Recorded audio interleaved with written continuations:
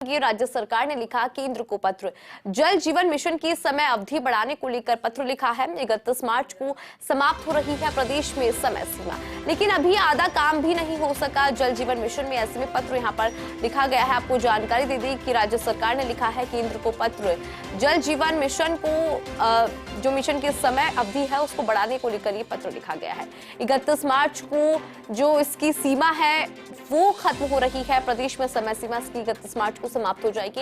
लेकिन अगर बात करें समय सीमा के मुताबिक तो देखिए अभी तक आधा काम भी पूरा नहीं हो पाया है इस मिशन के अंदर, जिसके बाद केंद्र को पत्र लिखा है राज्य सरकार की तरफ से। आपको जानकारी दे दे, पत्र इसलिए लिखा है ताकि जो जल जीवन मिशन की समय अवधि है वो बढ़ पाए, क्योंकि ऐसा कहा जा रहा है कि 31 मार्च को इसकी समाप्ति होनी है जो समय सीमा है, लेकिन समय सीमा के मुताबिक अभी तक आधा काम भी नहीं हुआ है, जिसके चलते ये पत्र लिखा गया। और अधिक जानकारी के लिए हमारे साथ ब्यूरो चीफ नरेश शर्मा जी जुड़ चुके हैं।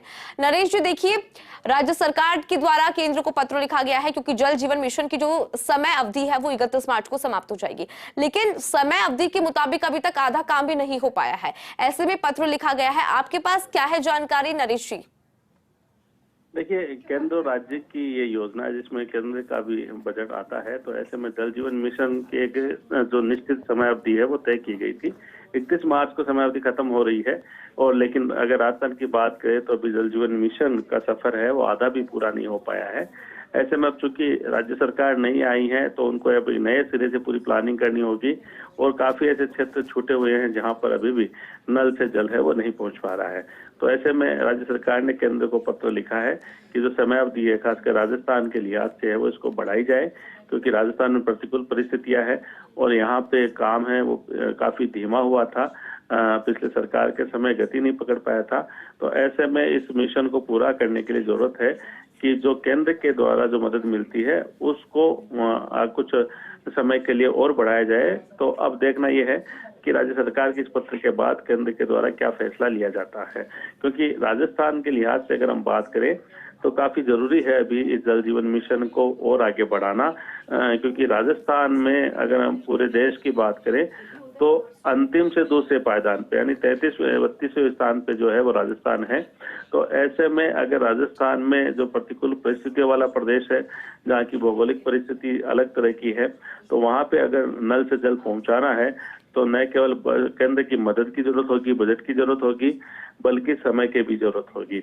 अभी स्थिति यह है कि राज्य सरकार के हिस्से से जो बजट जाता है, तो अभी जो मंत्री ने रिव्यू मीटिंग ली थी उसमें सामने आया था कि राज्य सरकार के पास वो बजट मद नहीं था जिसके आधार पे जो है वो जल जीवन मिशन को आगे बढ़ाया जा सके।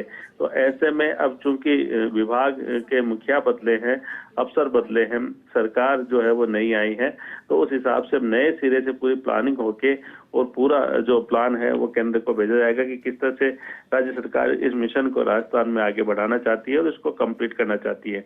लेकिन 31 मार्च चूंकि काफी नजदीक है, तो ऐसे में अगर ये जल जीवन मिशन की समय सीमा नहीं बढ़ती है, यानी केंद्र से जो मदद मिलती है उसकी समय सीमा और नहीं बढ़ाई जाती है, तो राजस्थान के लिए बड़ी समस्या होगी, क्योंकि अभी यहाँ पे जो मिशन है वो 50% भी नहीं हुआ है।